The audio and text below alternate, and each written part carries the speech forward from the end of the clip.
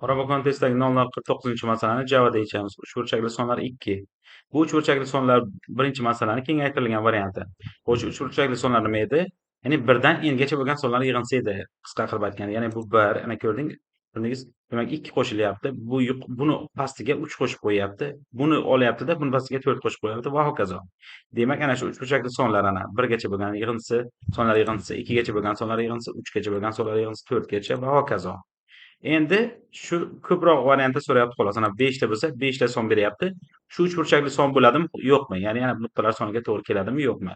Agar to'g'ri kelsa 1, aks holda 0 deb chiqarishimiz kerak.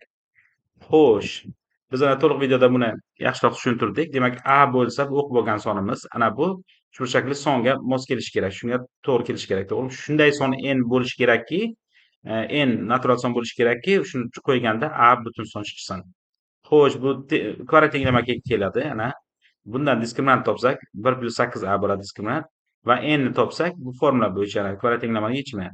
Lekin bu yerda demak diskriminant 0 dan katta bo'lishi kerak, butun ildiz chiqishi kerak va chiqqanda ham toq chiqishi kerak, chunki toqdan 1 ni ayiramiz, juft bo'ladi va 2 ga bo'lganda butun son bo'ladi. Endi Javada skaner hosil qilib oldik, testlarni o'qib oldik. Takrorlash operatori o'shancha marta testlar marta takrorlanadi.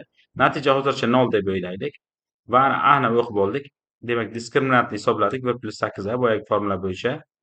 Diskriminant 0 dan katta bo'lsa va ana ildiz chiqardik d dan va ildizga ko'paytirganda d ni o'zi chiqishi kerak. Nimaga? Chunki butun ildiz chiqishganini tekshirishimiz kerak. Butun ildiz chiqsa va toq bo'lsa, ana natijani 1 qilib qo'ydik. Aks holda 0 ligicha turadi.